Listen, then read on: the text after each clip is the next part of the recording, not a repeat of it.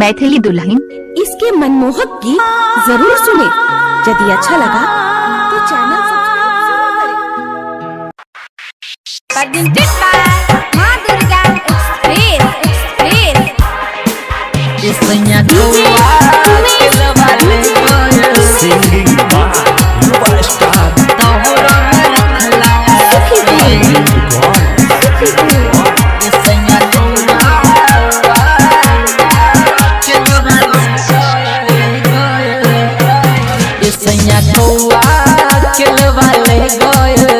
बाबे दौरा में रखला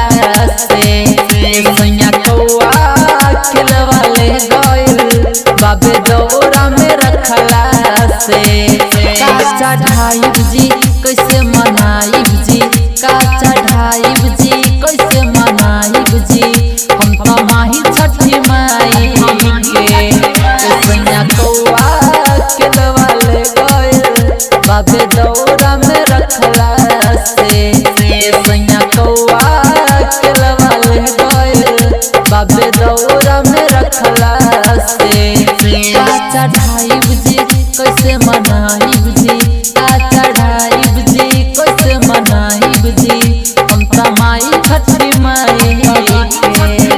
सैया कौआ खिलवा ले गइल बाबे दौरा में रखला से सुनी ना बाबे दौरा में रखला से